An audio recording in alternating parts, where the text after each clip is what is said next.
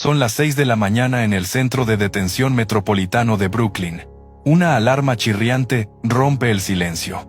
En una celda de apenas 6 metros cuadrados, sobre un colchón delgado como una galleta, y cubierta con una única manta de lana que apenas protege del frío brutal de enero en Nueva York, una mujer de 69 años abre los ojos. No hay ventanas. Solo luz artificial que nunca se apaga. Solo paredes de concreto gris. Solo una puerta de metal que la separa del mundo. Esta mujer fue alguna vez la persona más poderosa de Venezuela después de su esposo. La llamaban la primera combatiente. La revista Forbes la nombró la mujer más poderosa de Venezuela. Controlaba jueces, diputados, ministerios enteros. Con una llamada telefónica podía destruir carreras, encarcelar opositores, mover millones de dólares. Hoy, esa misma mujer espera en fila para recibir una bandeja de comida insípida que le entregan por una ranura en la puerta. Hoy, esa misma mujer pasa 23 horas al día encerrada en una celda sin contacto humano. Hoy, esa misma mujer duerme sobre una losa de metal con una almohada de 5 centímetros de grosor. Su nombre es Cilia Adela Flores de Maduro. Y esta es la historia de cómo una niña pobre de los barrios de Caracas llegó a ser la mujer más temida de Venezuela. Cómo ayudó a construir una dictadura, cómo protegió una red de narcotráfico que inundó Estados Unidos de cocaína, y cómo terminó en la misma cárcel donde estuvo el Chapo Guzmán. Pero antes de continuar te pido que le des like a este video, te suscribas al canal y actives la campanita de notificaciones. Porque historias como esta, historias que los poderosos no quieren que conozcas, necesitan ser contadas. Y tú, al suscribirte, nos ayudas a seguir investigando y revelando la verdad. Ahora sí, comencemos desde el principio. Cilia Adela Flores nace el 15 de octubre de 1956 en Tinaquillo, un pequeño pueblo del estado Cojedes, en el centro de Venezuela. Es la menor de 6 hermanos. Sus padres son Julio Seijas y Cilia Adela Flores. Una mujer humilde que le da su propio nombre a su hija menor. Pero la familia no permanece mucho tiempo en ese pueblo. Cuando Cilia tiene apenas 4 años, sus padres toman una decisión que cambiará el curso de su vida. Emigran a Caracas en busca de mejores oportunidades. La capital venezolana de los años 60 es un hervidero de contrastes. Mientras los ricos viven en mansiones del este de la ciudad, los pobres se hacinan en los cerros del oeste. Y es precisamente ahí, en las barriadas de Catia y Boquerón, donde crece la pequeña Cilia. Imagínate esa infancia, calles de tierra, casas de zinc y bloques, vecinos que comparten las mismas carencias, los mismos sueños de salir adelante. Una niña flaca y callada que observa todo con ojos atentos, que aprende desde temprano que en este mundo los pobres tienen que luchar el doble para conseguir la mitad. No hay registros detallados de su infancia. La propia Cilia se ha encargado de mantener esa época en las sombras, de proteger a su familia del escrutinio público. Lo que sí sabemos es que esa experiencia de pobreza, de marginación, de ser invisible para el sistema, marcará profundamente su visión del mundo. Y también, su sed de poder. Cilia crece y decide estudiar Derecho. No es una decisión casual. El derecho es poder. El derecho es la capacidad de defender y de atacar. El derecho es una llave que abre puertas que para otros permanecen cerradas. Se inscribe en la Universidad Santa María de Caracas, una institución privada. No es la más prestigiosa, pero es accesible. Y Cilia está determinada a salir adelante. Se especializa en Derecho Penal y Derecho Laboral. 2 áreas que parecen opuestas pero que tienen algo en común. Ambas lidian con el conflicto, con la lucha entre los que tienen poder y los que no lo tienen. Se gradúa a los 32 años, más tarde que la mayoría de sus compañeros. Pero eso no importa. Lo que importa es que ahora tiene un título, una profesión, un arma. Mientras tanto, en su vida personal, las cosas también avanzan.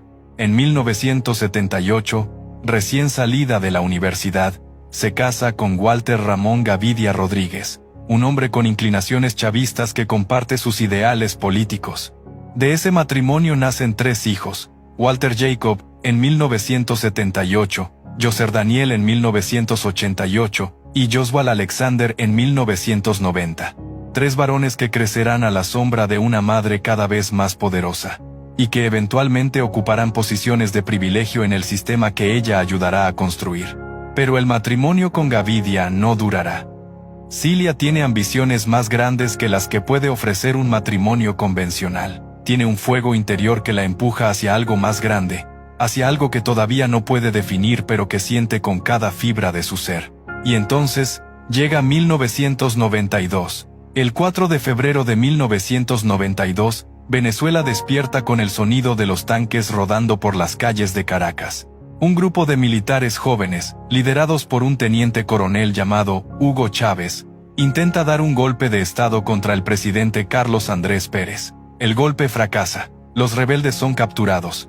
Pero antes de ser llevado a prisión, Chávez pronuncia unas palabras que quedarán grabadas en la memoria colectiva del país. Por ahora, los objetivos que nos planteamos no fueron logrados. Por ahora. Esas dos palabras son una promesa, una advertencia, una declaración de guerra contra el sistema establecido. Y Cilia Flores está escuchando. La abogada de 35 años ve en ese militar rebelde algo que otros no ven.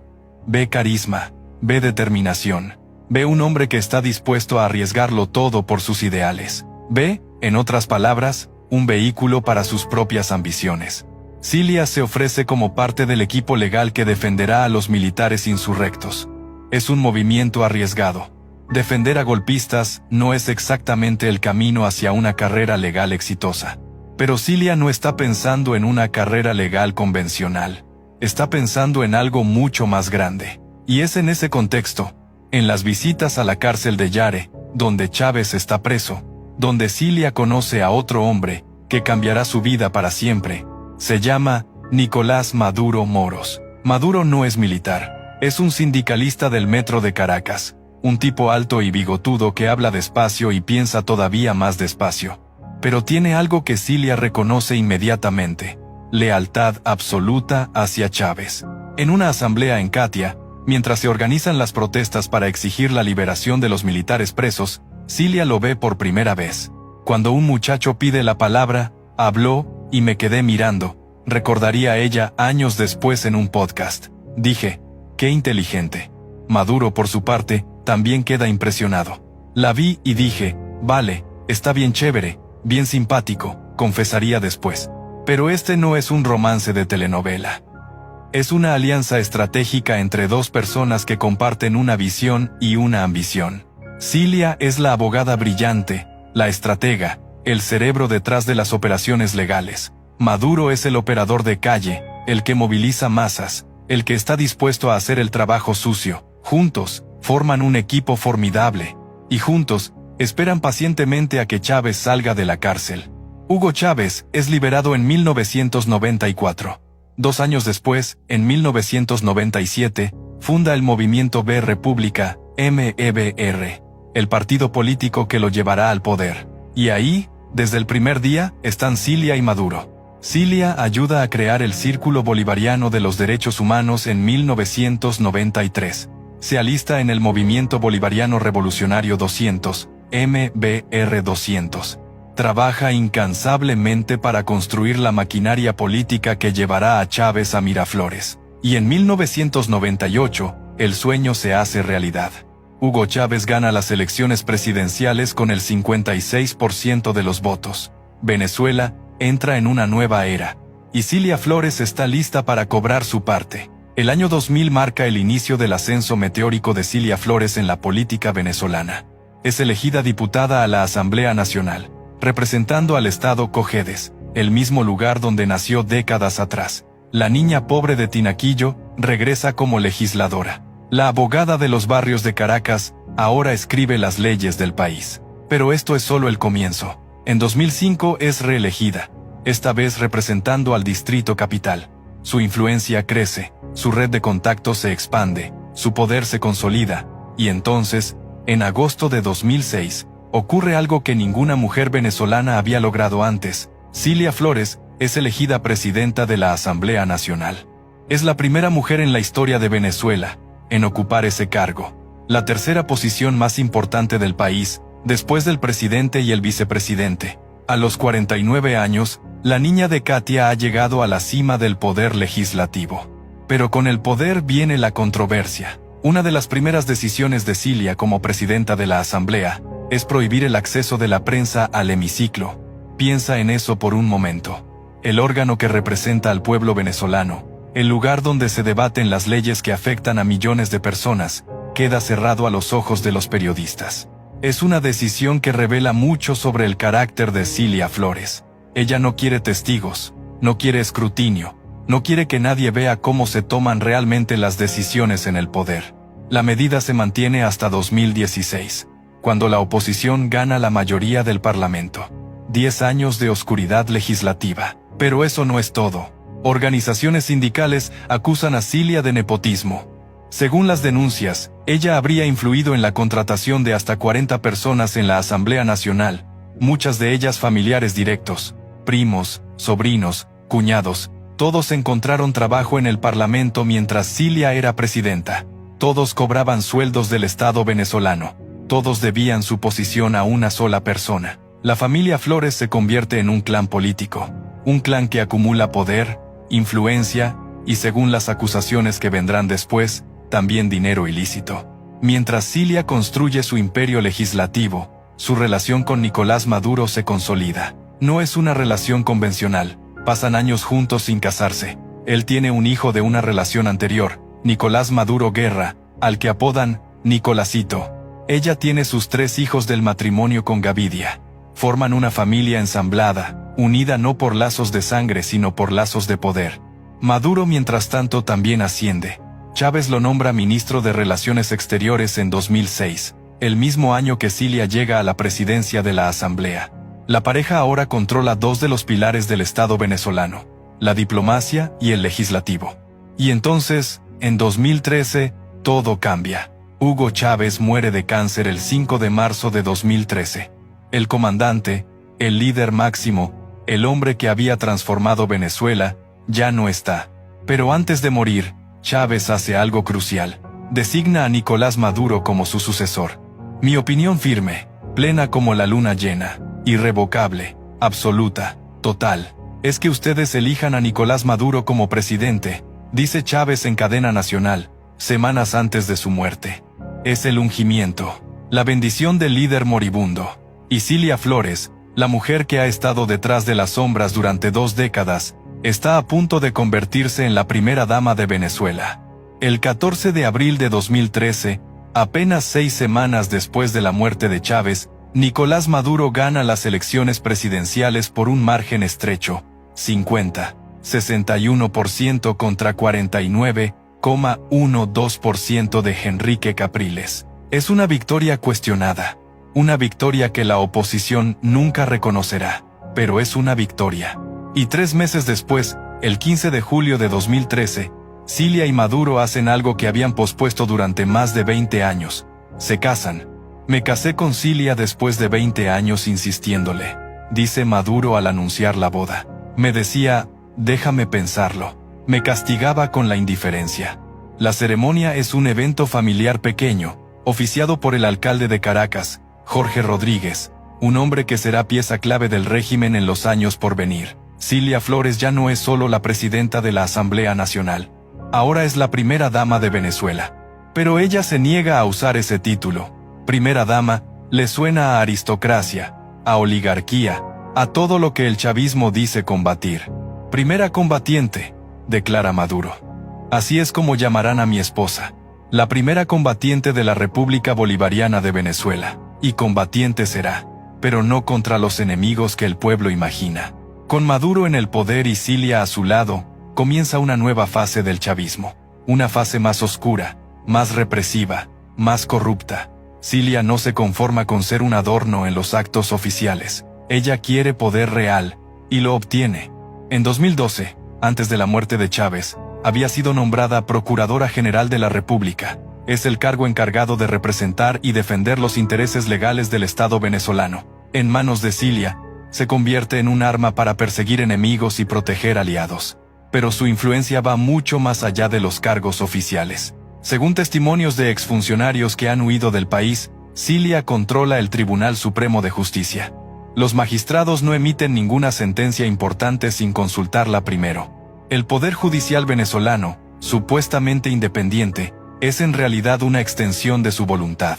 Cristian Serpa, un ex magistrado del TSJ que desertó en 2019, lo dice sin rodeos. Cilia Flores es quien dirige y controla a los magistrados del TSJ.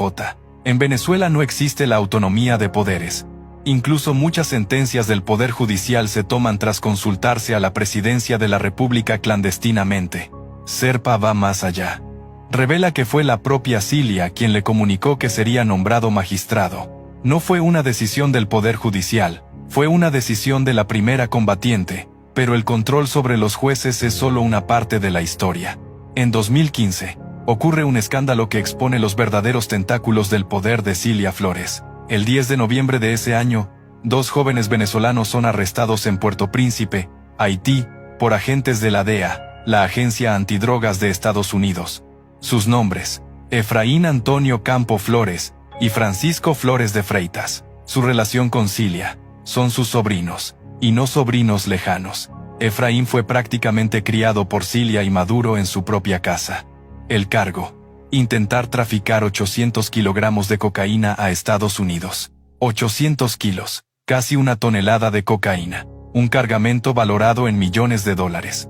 Pero lo verdaderamente escandaloso no es la cantidad de droga, es cómo planeaban transportarla. Según los documentos del caso, los narcosobrinos, como los bautizó la prensa, se reunieron con informantes de la DEA, que se hacían pasar por representantes del cártel de Sinaloa.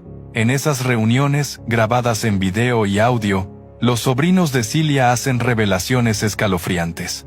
Dicen que pueden sacar la cocaína desde el hangar presidencial del aeropuerto de Maiquetía, el mismo hangar donde despegan y aterrizan los aviones del presidente de Venezuela. Dicen que la droga viene de las FARC, la guerrilla colombiana. Dicen que necesitan el dinero para financiar la campaña electoral de su tía Cilia, a la Asamblea Nacional. Mi mamá está compitiendo en la elección, y necesito $20 millones, dice Efraín Campo, en una de las grabaciones. En otras palabras, el asunto del dinero, lo necesitamos para diciembre. Cuando son arrestados, ambos llevan pasaportes diplomáticos venezolanos, viajan en un jet privado, están acompañados por escoltas de la presidencia de Venezuela. Son, literalmente, la familia del poder. El juicio de los narcosobrinos se convierte en un espectáculo revelador del funcionamiento interno del régimen venezolano. Los fiscales presentan grabaciones, fotos, mensajes de texto. En una imagen, uno de los sobrinos posa con un paquete de 1 kilo de cocaína. Cuando los agentes de la DEA le muestran la foto y le preguntan qué es, responde: ese soy yo, ¿sabes lo que es? En otras fotos encontradas en sus teléfonos, aparecen posando con armas de asalto. En chats recuperados, intercambian imágenes de una cabeza decapitada y un cuerpo desmembrado. Estos no son narcotraficantes de poca monta. Estos son hombres que se sienten invencibles porque tienen el respaldo del Estado venezolano. El 18 de noviembre de 2016, el jurado los declara culpables de conspiración para importar cocaína a Estados Unidos. El 14 de diciembre de 2017, el juez Paul Crotty los sentencia a 18 años de prisión. Es la primera vez en la historia que familiares de un presidente en ejercicio son condenados por narcotráfico en Estados Unidos. Pero la historia no termina ahí. ¿Cuál es la reacción de Cilia Flores ante el arresto de sus sobrinos? ¿Condena sus acciones? ¿Se distancia de ellos? ¿Acepta alguna responsabilidad? Por supuesto que no. Cilia acusa a Estados Unidos de secuestrar a sus sobrinos. Asegura tener pruebas de que fueron víctimas de una operación ilegal de la DEA. Denuncia una conspiración imperialista contra su familia. Ni ella ni Maduro visitan jamás a los jóvenes en prisión. Esa tarea la asume Wilmer Ruperti, un magnate naviero venezolano que paga los costosos abogados de la defensa. Pero el régimen no abandona a los narcosobrinos. Solo espera el momento oportuno. Y ese momento llega en octubre de 2022. El presidente Joe Biden, en uno de los intercambios de prisioneros más controvertidos de su administración, libera a Efraín Campo y Francisco Flores, a cambio de 7 ciudadanos estadounidenses detenidos en Venezuela. Los narcosobrinos, que habían sido condenados a 18 años, salen libres después de solo 5. Regresan a Venezuela como héroes, como víctimas del imperio. Es una bofetada a la justicia, y una demostración del poder que todavía tiene la familia Flores. Pero el caso de los narcosobrinos es solo la punta del iceberg. La acusación que Estados Unidos presenta contra Nicolás Maduro en marzo de 2020 revela una red de narcotráfico mucho más amplia y sofisticada. Según los fiscales federales de Nueva York, Venezuela se ha convertido en un narcoestado, un país donde el gobierno no combate el tráfico de drogas, sino que lo facilita, lo protege y se beneficia de él. El Cártel de los Soles, nombrado así por las estrellas doradas que llevan los generales venezolanos en sus uniformes, supuestamente coordina el paso de toneladas de cocaína colombiana hacia Estados Unidos y Europa. Y en el centro de esa operación, según la acusación, están Nicolás Maduro y Cilia Flores. En 2020, el Departamento de Justicia de Estados Unidos ofrece una recompensa de $15 millones por información que lleve al arresto de Maduro. En enero de 2025, Joe Biden incrementa esa recompensa a 25 millones. En agosto de 2025, sube a 50 millones. $50 millones es el precio que Estados Unidos pone a la cabeza del hombre más buscado de América Latina. Pero Maduro se siente seguro. Está protegido por las Fuerzas Armadas venezolanas, por las avispas negras cubanas, por un sistema de seguridad diseñado para resistir cualquier amenaza. O eso cree. El viernes 2 de enero de 2026, todo parece normal en Fuerte Tiuna, el enorme complejo militar en el sur de Caracas donde viven Nicolás Maduro y Cilia Flores.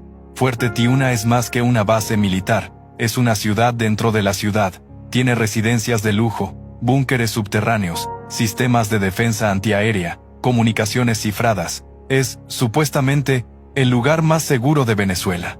Esa noche Maduro y Cilia se preparan para dormir. No saben que a miles de kilómetros de distancia, en bases militares de Estados Unidos, más de 150 aeronaves están siendo preparadas para una misión que cambiará la historia de América Latina. No saben que la CIA tiene un informante dentro de su propio círculo de seguridad. No saben que sus radares están siendo cegados por guerra electrónica estadounidense. No saben que esta será su última noche de libertad. A la 1 de la madrugada del sábado 3 de enero de 2026, el cielo de Caracas se ilumina con explosiones. Las primeras detonaciones ocurren cerca de La Guaira, el puerto principal del país. Luego en Higuerote. Luego en la base aérea La Carlota. Los sistemas de defensa antiaérea venezolanos, los misiles Buk M12 de fabricación rusa, son destruidos antes de que puedan disparar un solo proyectil. A la 1:50, se corta la electricidad en partes de Caracas. Un ataque cibernético coordinado apaga el suministro eléctrico. A las 2:01, helicópteros MH-60 Litro y MH-40 y 7G del 160 grado, Regimiento de Aviación de Operaciones Especiales del Ejército de Estados Unidos descienden sobre Fuerte Tiuna. A bordo vienen los operadores de la Fuerza Delta, la unidad de élite más letal del ejército estadounidense. La operación se llama Determinación Absoluta, y su objetivo es capturar a Nicolás Maduro y Cilia Flores. Lo que sucede en los siguientes minutos parece sacado de una película de Hollywood. Los helicópteros reciben fuego antiaéreo mientras se acercan al complejo. Uno de ellos es alcanzado, pero permanece operativo. Los comandos responden con fuerza abrumadora, según el general Dan Kaine, jefe del Estado Mayor Conjunto de Estados Unidos. Las fuerzas Delta irrumpen en la residencia de Maduro. El dictador y su esposa intentan llegar a su búnker, pero no les da tiempo. Las puertas de acero fueron abiertas en cuestión de segundos, dirá después el presidente Donald Trump. Fue como un show de televisión. A las 3:30 de la madrugada, Nicolás Maduro y Cilia Flores son capturados. La operación militar ha durado 47 segundos. No les da tiempo ni de vestirse. A las 4:31, la pareja es subida a bordo del USS Iwo Jima, un buque de asalto anfibio que espera en aguas internacionales del Caribe. Donald Trump publica una fotografía en Truth Social. Maduro con los ojos vendados, auriculares insonorizados, un chándal gris de Nike, sosteniendo una botella de agua. El hombre más poderoso de Venezuela parece un cualquiera. A su lado, aunque no aparece en la foto, está Cilia Flores, golpeada, con fracturas en las costillas, con una venda en la frente por las heridas sufridas durante la captura. La primera combatiente ha caído. El lunes 5 de enero de 2026, Nicolás Maduro y Cilia Flores son llevados ante el Tribunal Federal del Distrito Sur de Nueva York. El juez Alvin K. Hellerstein les lee los cargos. Contra Maduro, conspiración de narcoterrorismo, conspiración para la importación de cocaína, posesión de ametralladoras y dispositivos destructivos, y conspiración para poseer esas armas. Contra Cilia. Conspiración para importar cocaína a Estados Unidos, posesión de ametralladoras y dispositivos destructivos, y conspiración para poseer esas armas. Pero hay más. La acusación revela que Cilia Flores está acusada de aceptar cientos de miles de dólares en sobornos en 2007 para organizar una reunión entre un narcotraficante de gran escala y Néstor Reverol Torres, entonces director de la Oficina Nacional Antidrogas de Venezuela. Piensa en eso. La esposa del futuro presidente, organizando reuniones entre narcos y el jefe de la agencia antidrogas del país, y cobrando por ello. El acuerdo, según los fiscales, incluía un soborno mensual al director antidrogas más $100,000 por cada vuelo cargado de cocaína, para asegurar el paso seguro del vuelo. Parte de ese dinero, dice la acusación, fue a parar a los bolsillos de Cilia Flores, pero los sobornos no son lo peor. La acusación también señala que Maduro y Cilia ordenaron secuestros, golpizas y asesinatos de personas que les debían dinero del narcotráfico o que amenazaban sus operaciones. Eso incluye, según el documento, el asesinato de un líder narcotraficante en Caracas, la mujer que se presentaba como defensora de los derechos humanos, la abogada que fundó un círculo bolivariano dedicado supuestamente a proteger a los vulnerables, está acusada de ordenar asesinatos para proteger sus negocios de droga. Cuando el juez le pregunta cómo se declara, Maduro responde: soy inocente, no soy culpable, soy un hombre decente, el presidente de mi país. Cilia, por su parte, se identifica como la primera dama de la República de Venezuela y se declara completamente inocente, pero las declaraciones de inocencia suenan huecas ante el peso de las evidencias. El juez ordena que ambos permanezcan detenidos en el Centro de Detención Metropolitano de Brooklyn hasta su próxima audiencia, programada para el 17 de marzo de 2026. La pareja más poderosa de Venezuela ahora comparte prisión con el Mayo Zambada, cofundador del cártel de Sinaloa, con Luigi Mangione, el hombre acusado de asesinar al CEO de United Healthcare, con miembros del Tren de Aragua. Es la misma cárcel donde estuvo el Chapo Guzmán antes de ser trasladado a una prisión de máxima seguridad. Es la misma cárcel donde murió Jeffrey Epstein. Es, según los abogados que la conocen, un infierno. Ahora piensa en el contraste. Hace apenas unas semanas, Cilia Flores vivía en un complejo militar fortificado en Caracas. Tenía guardaespaldas, sirvientes, cocineros, viajaba en aviones privados, controlaba jueces, fiscales, legisladores. Hoy, duerme en una celda de 6 metros cuadrados. El colchón es tan delgado que siente el metal debajo de su cuerpo. La almohada mide apenas 5 centímetros. La única protección contra el frío de enero en Nueva York es una manta de lana que apenas cubre. No hay aire acondicionado en verano.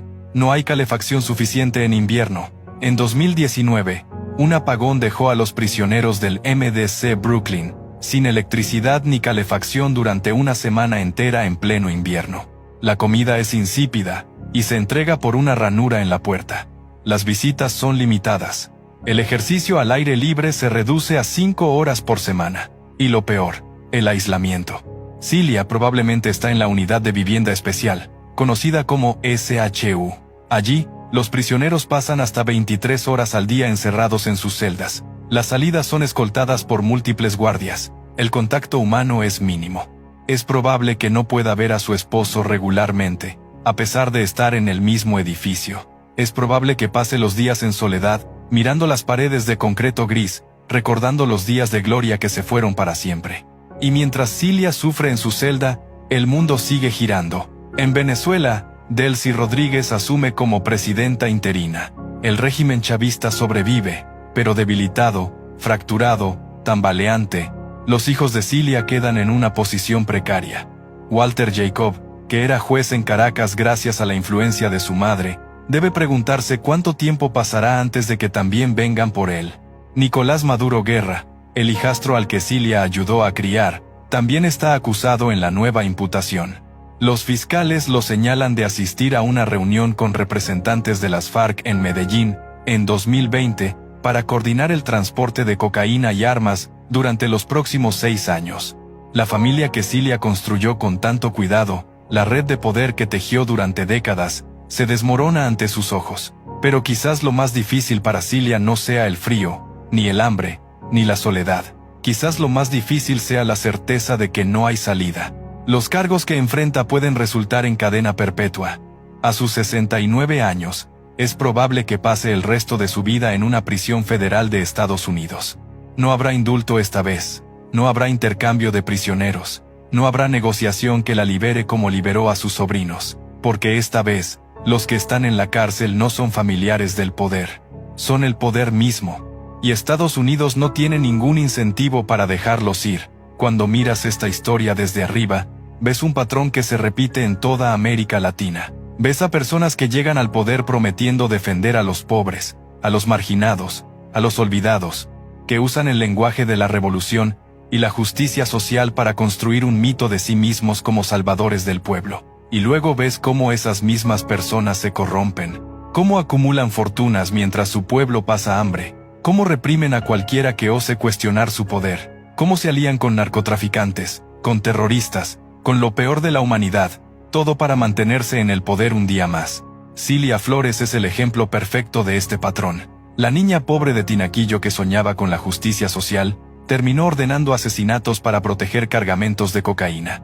La abogada que defendía derechos humanos, terminó controlando un sistema judicial corrupto, que encarcelaba opositores inocentes. La primera combatiente que decía luchar por el pueblo terminó enriqueciéndose mientras millones de venezolanos huían del país buscando comida. Y ahora, la justicia finalmente la alcanzó, no de la manera que muchos esperaban, no a través de elecciones libres ni de protestas ciudadanas ni de presión diplomática internacional.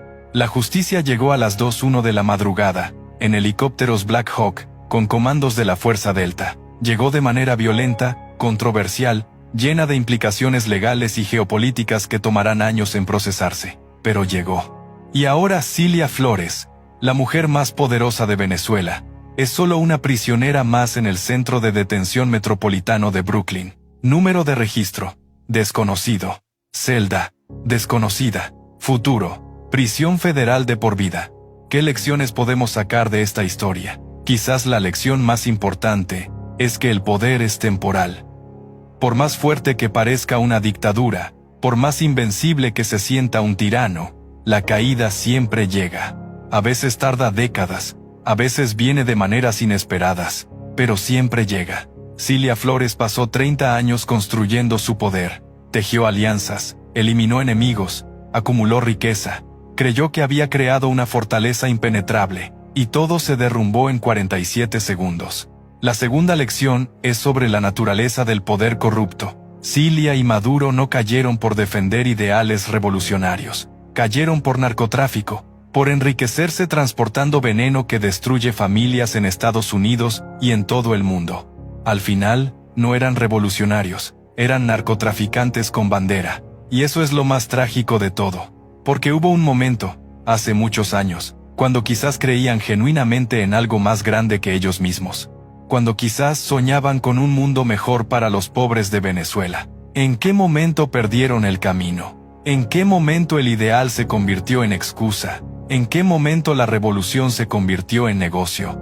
Quizás nunca lo sabremos con certeza, quizás ni ellos mismos lo sepan. La tercera lección es para todos nosotros. Debemos ser vigilantes con quienes nos gobiernan. Debemos cuestionar a los que hablan de defender al pueblo, mientras acumulan poder sin límites.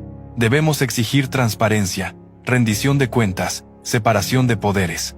Porque cuando dejamos que el poder se concentre sin control, cuando permitimos que una persona o una familia controle todas las instituciones del Estado, abrimos la puerta a la corrupción, a la tiranía, al sufrimiento de millones. Venezuela es un ejemplo doloroso de lo que sucede cuando fallamos en esa vigilancia. 8 millones de venezolanos han huido de su país. Millones más viven en la pobreza extrema. Un país con las mayores reservas de petróleo del mundo no puede alimentar a su propio pueblo. Y en el centro de ese desastre, había una pareja que vivía en un complejo militar fortificado, con guardaespaldas y jets privados, mientras el país se hundía. Hoy, esa pareja está en una cárcel de Brooklyn, él en una celda, ella en otra, separados por paredes de concreto, unidos por el destino que construyeron juntos. ¿Piensan en todo lo que hicieron? ¿Sienten remordimiento por las vidas que destruyeron? ¿Entienden la magnitud del daño que causaron? Probablemente no. Probablemente siguen creyéndose víctimas de una conspiración imperialista. Probablemente siguen viéndose como héroes de una revolución traicionada. Así funcionan las mentes de los tiranos. Nunca admiten culpa, nunca aceptan responsabilidad. Siempre hay alguien más a quien culpar. Pero la historia tiene la última palabra. Y la historia recordará a Cilia Flores, no como la primera combatiente, no como la defensora de los pobres, no como la revolucionaria que luchó por un mundo mejor. La historia la recordará como lo que realmente fue. Una mujer que usó el sufrimiento de su pueblo como escalera hacia el poder, que se alió con narcotraficantes y asesinos, que ordenó secuestros y asesinatos para proteger sus negocios ilícitos, que acumuló fortunas mientras su país se moría de hambre. Y la recordará terminando sus días en una celda de 6 metros cuadrados, durmiendo sobre un colchón delgado, cubierta con una manta de lana, pasando frío, pasando hambre, pasando soledad. Es un final apropiado para una historia que comenzó en los barrios pobres de Caracas. La niña de Katia que soñaba con salir de la pobreza, terminó en una prisión estadounidense. La abogada que defendía revolucionarios, terminó siendo juzgada como narcotraficante. La primera combatiente terminó como prisionera número sin rostro, en el sistema carcelario más severo del mundo. La vida de Cilia Flores es una advertencia sobre los peligros de la ambición sin límites, sobre lo fácil que es corromperse cuando el poder no tiene contrapesos, sobre cómo los ideales más nobles pueden convertirse en la peor de las pesadillas. Y es una advertencia también sobre la justicia, que puede tardar, pero que siempre llega. Cilia creía que estaba por encima de la ley, que su poder era suficiente para protegerla de cualquier consecuencia, que podía ordenar crímenes sin jamás pagar por ellos. Se equivocó, y ahora tiene el resto de su vida para reflexionar sobre ese error. En una celda de Brooklyn, sin visitas, sin lujos, sin poder, sola con sus memorias de todo lo que fue y todo lo que hizo. Esa es la historia de Cilia Flores. La historia de una caída que todavía no termina. Si llegaste hasta aquí, te agradezco por tu tiempo. Comparte este video con alguien que necesite conocer esta historia. Dale like, suscríbete y activa las notificaciones para no perderte los próximos videos donde seguiremos investigando a los poderosos que creen que pueden actuar sin consecuencias. Porque mientras haya historias que contar, mientras haya verdades que revelar, mientras haya tiranos que exponer, aquí estaremos, contando las historias que los poderosos no quieren que conozcas. Hasta el próximo video. Pero espera, hay capítulos de esta historia que no hemos contado con suficiente detalle. Capítulos que merecen ser explorados para entender completamente quién es Cilia Flores y cómo llegó a donde está. Hablemos del llamado Club de los Cinco. Porque Cilia no gobernaba sola. Era parte de un círculo íntimo de poder que controlaba absolutamente todo en Venezuela. El Club de los Cinco estaba formado por Nicolás Maduro, el presidente; Cilia Flores, la primera combatiente; Diosdado Cabello, el ministro del Interior y hombre fuerte del ala militar; Delcy Rodríguez, la vicepresidenta ejecutiva; y Jorge Rodríguez, hermano de Delcy y presidente de la Asamblea Nacional. Estos 5 individuos tomaban todas las decisiones importantes del país. No había elección, nombramiento, ley o sentencia judicial que no pasara por su aprobación. Cilia era, según muchos analistas, la eminencia gris del grupo, la que trabajaba en las sombras, la que movía los hilos sin aparecer en primera plana, la que tenía acceso directo al oído del presidente en los momentos más íntimos. Ella era el cerebro y Maduro, la fuerza, dice una fuente que conoció su relación de cerca. Nada importante sucedía sin que Cilia lo supiera y lo aprobara. Y eso incluía las operaciones de narcotráfico. Hablemos también de cómo funcionaba la red de narcotráfico según las acusaciones de Estados Unidos. La Fiscalía describe un sistema que utilizaba todos los recursos del Estado venezolano para transportar droga. Aviones militares, barcos de la Armada, aeropuertos controlados por el gobierno, pasaportes diplomáticos para los mensajeros. El llamado Cártel de los Soles no era un cártel tradicional. Era, según la acusación, el propio Estado venezolano convertido en organización criminal. Los militares de alto rango recibían sobornos por cada cargamento que pasaba. Los jueces eran controlados para garantizar impunidad. Los opositores que descubrían demasiado eran silenciados, encarcelados o desaparecidos. Y en el centro de esta operación, coordinando la parte civil mientras los militares manejaban la logística, estaba Cilia Flores. Ella era la encargada de garantizar que el sistema judicial no investigara, que los fiscales miraran para otro lado, que cualquier denuncia fuera archivada antes de ver la luz. También, según la acusación, era la que organizaba las reuniones entre narcotraficantes y funcionarios del gobierno, la intermediaria, la que cobraba por facilitar los contactos. Hablemos de lo que significó la captura para Venezuela.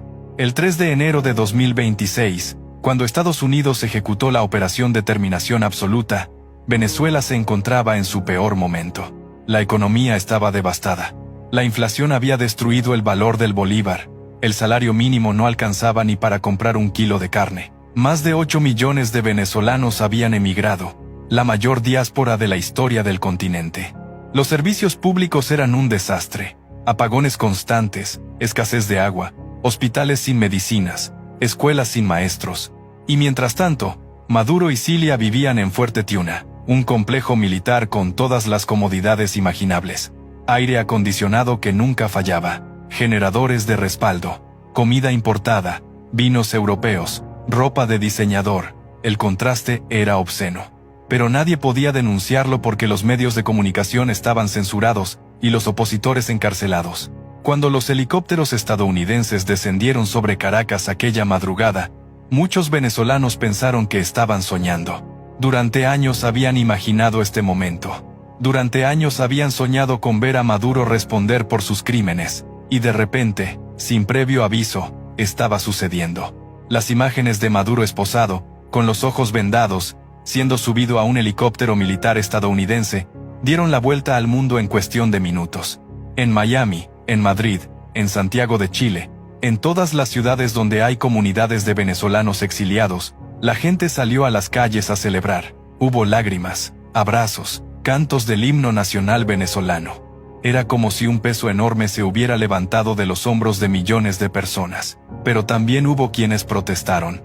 Frente al Centro de Detención Metropolitano de Brooklyn, grupos de chavistas se reunieron para exigir la liberación de Maduro.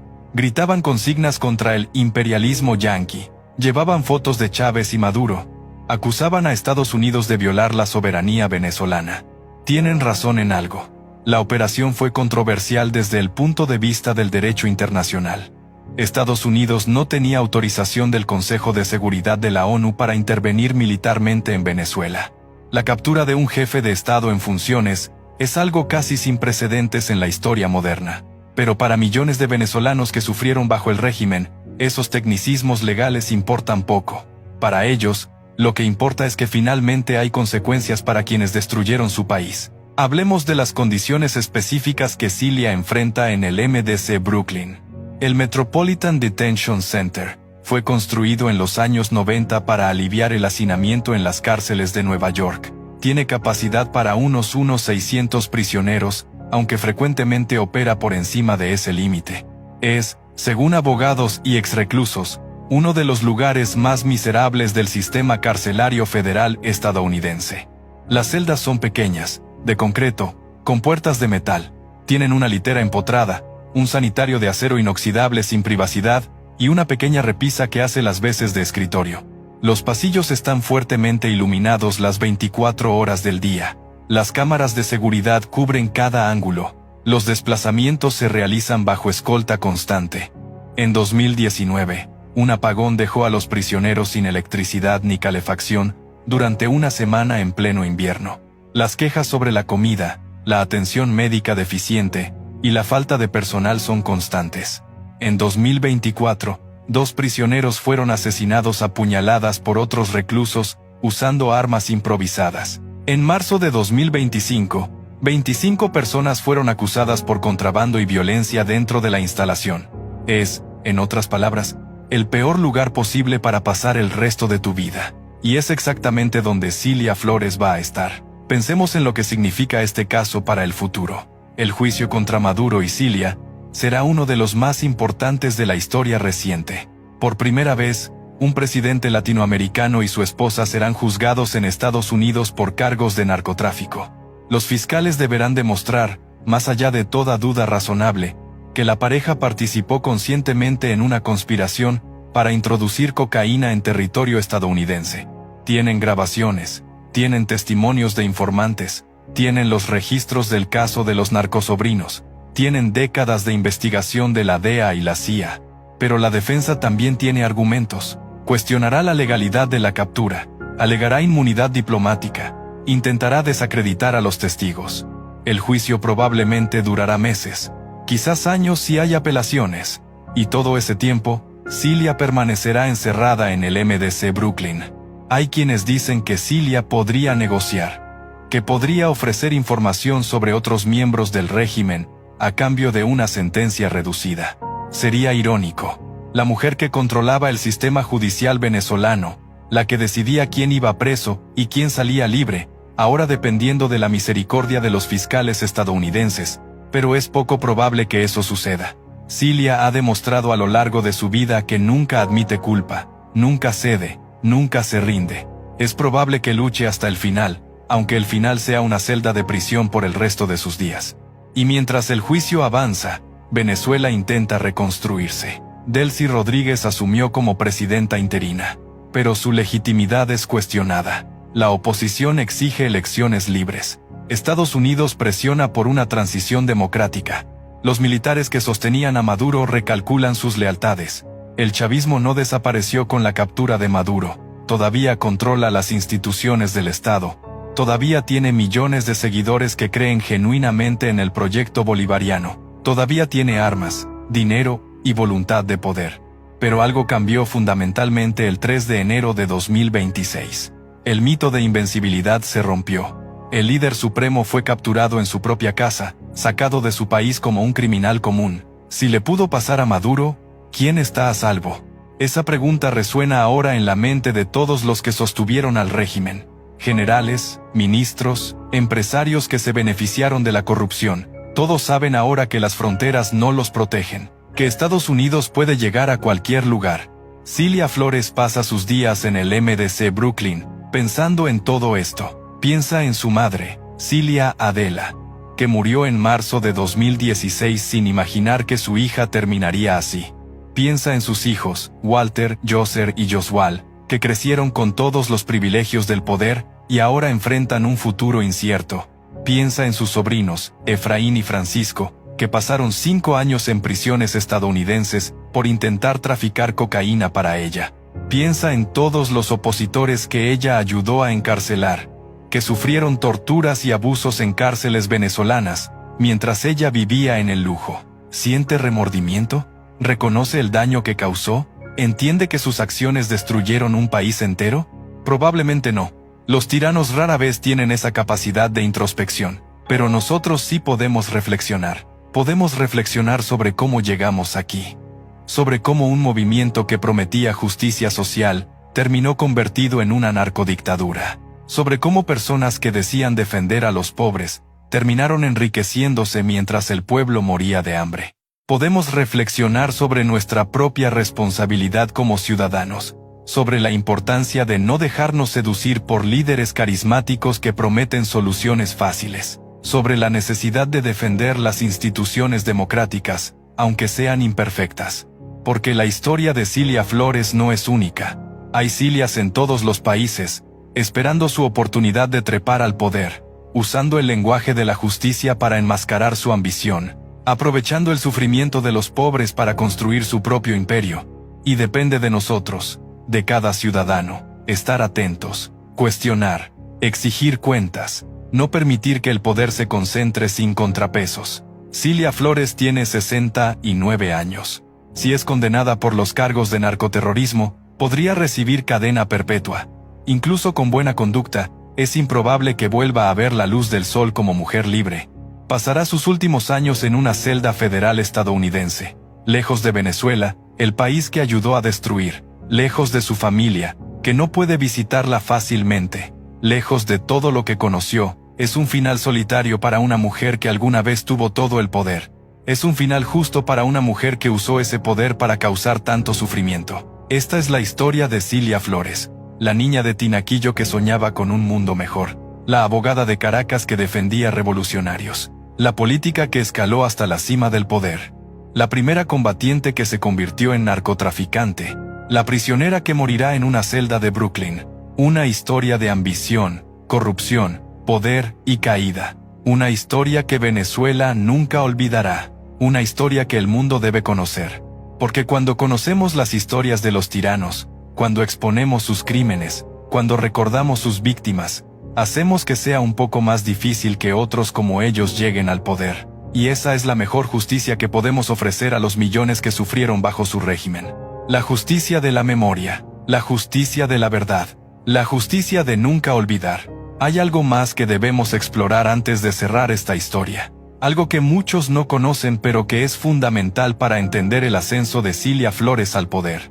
Hablemos de su relación con Hugo Chávez, porque antes de ser la esposa de Maduro, Cilia fue una de las colaboradoras más cercanas del comandante.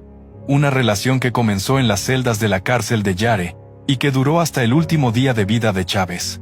Cuando Cilia conoció a Chávez en 1992, él era un militar preso por intentar derrocar al gobierno. Ella era una abogada joven con ideales revolucionarios, pero desde el primer momento, hubo una conexión. Chávez reconocía en Cilia una inteligencia aguda, una capacidad estratégica que muchos de sus compañeros militares no tenían. Ella podía navegar el sistema legal, encontrar las grietas, explotar las debilidades. Era, en muchos sentidos, su complemento perfecto. A lo largo de los años, la relación evolucionó.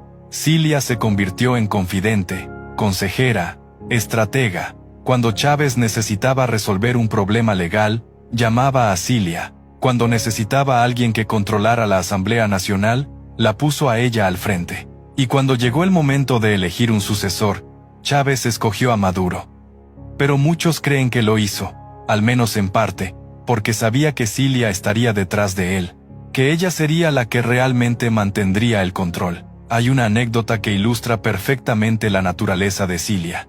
Cuando era presidenta de la Asamblea Nacional, un diputado de oposición se atrevió a cuestionar uno de sus proyectos de ley.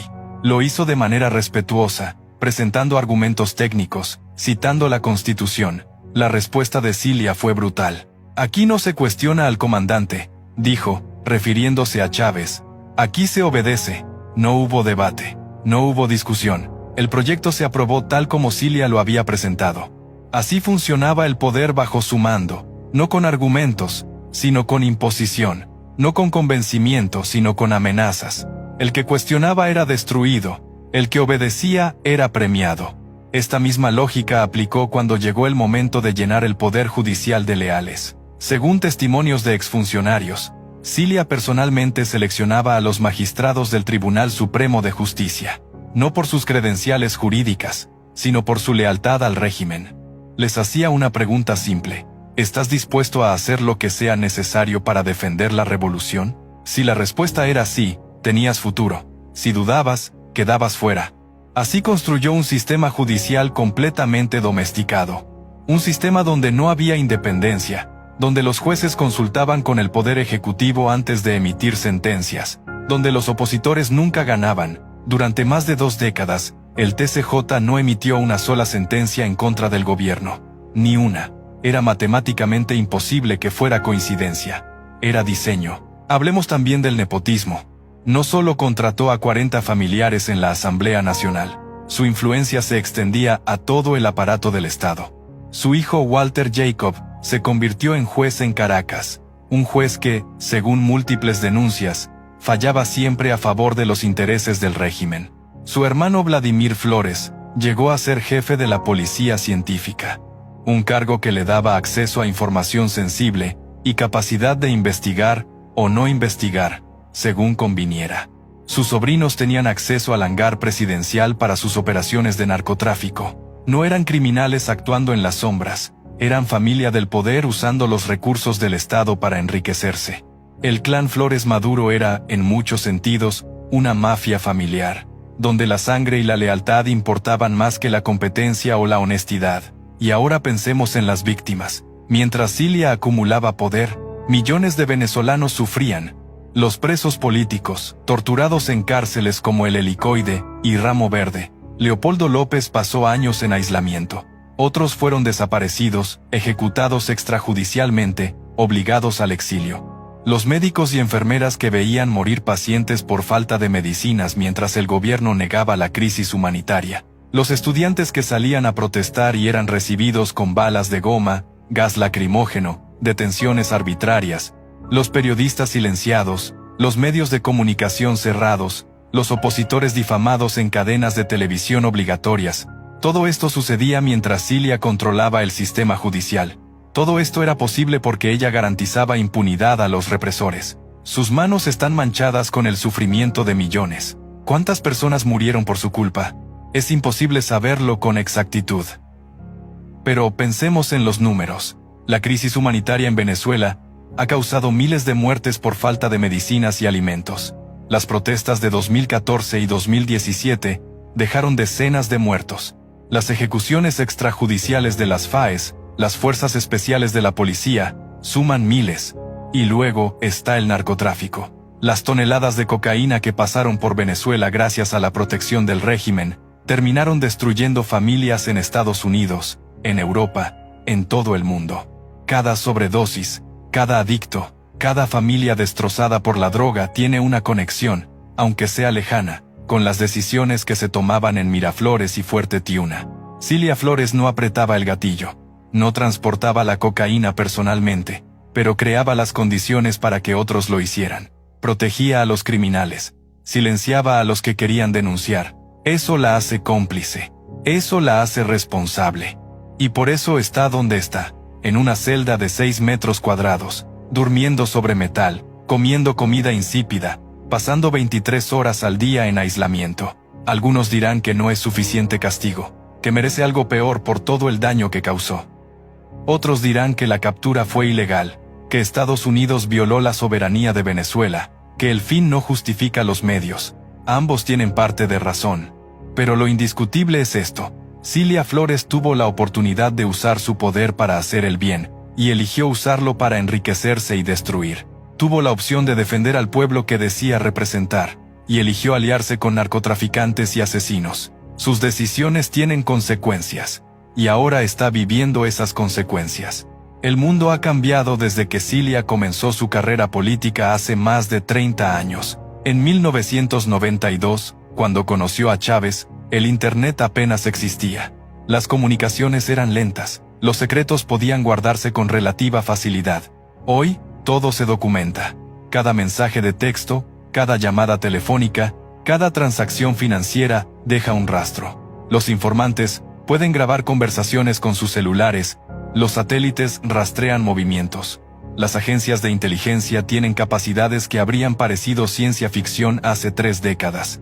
Cilia y Maduro actuaban como si vivieran en el pasado, como si sus crímenes pudieran permanecer ocultos para siempre, como si la impunidad fuera eterna. Se equivocaron. La DEA los investigó durante años.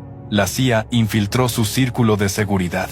Los fiscales federales construyeron casos detallados con evidencia irrefutable. Y cuando llegó el momento, Estados Unidos actuó con una precisión devastadora.